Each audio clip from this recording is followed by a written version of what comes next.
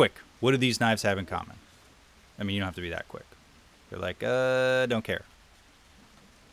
Oh, well, they're all goinggear.com exclusive editions, like the Benchmade 940 1701, the Southern Grind Spider Monkey in copper, and the Boker Kwaiken Mini Copper goinggear.com exclusive edition, provided by goinggear.com. And we'll talk about the Kwaiken Mini today. So let's look at the dimensions of the Kwaiken Mini first. Kwaiken, Quicken Loans, Quaker Oats. I don't know, hopefully that helps SEO. Yeah, that copper gives it some weight too. The blade length and the cutting edge. Is that anyone's favorite movie? I hope not. The handle size and the grip area.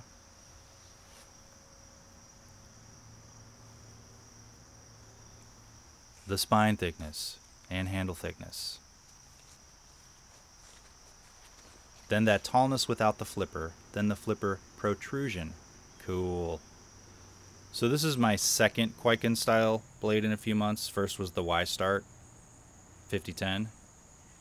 But both of them share quite a few things in common, like the basic overall shape, and then mainly the upswept blade style, which raises upward from the handle, like you'd imagine. It has a hollow grind and a satin finish VG10 steel blade that was super sharp out the box and held up well to my usage throughout the several weeks I've carried it. Now the Kwaiken Mini blade pivots on an IKBS ball bearing system, and you'll know that because it says so on the blade, and gives you fast, easy deployments. The pivot action, if you move it slowly by hand, I wouldn't describe as creaky, but not quite as silky smooth as my Lion Steel SR11 ball bearing flipper. But if you hit it just right, it flies out quickly. There's only a little bit of minor jimping on the flipper stud and nowhere else, so that's good for people who hate that. The D10 holds the blade in place when closed, and I could not get it to fly open when throwing downward real fast.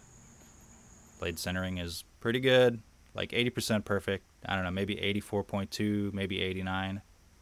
I'm really only good at beer math and not knife math, although you really have to look closely.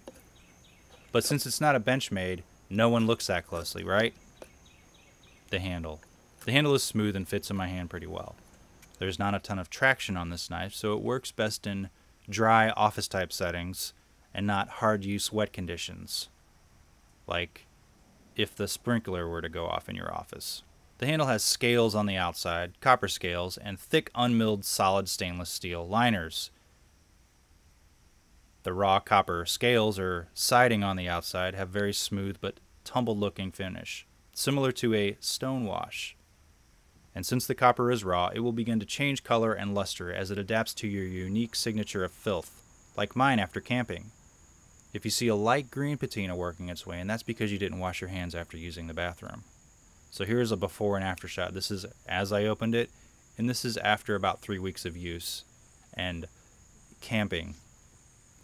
The handle is a mostly open back design, and the lock is one of those really exciting liner locks that's actually fairly easy to disengage.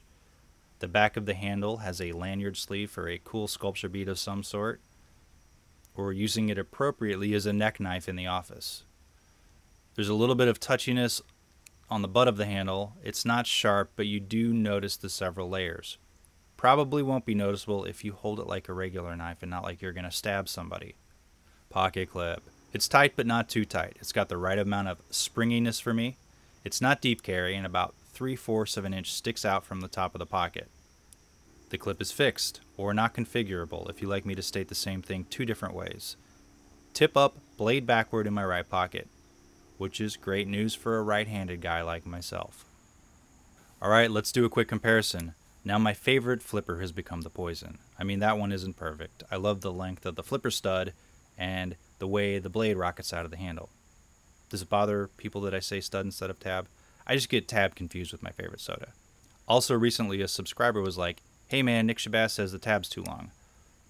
I don't even know why that would be an issue. I like the length of the tab. It's slightly longer than my other ones because I always hit my finger on the handle when when you have to hit it and you have to deploy it.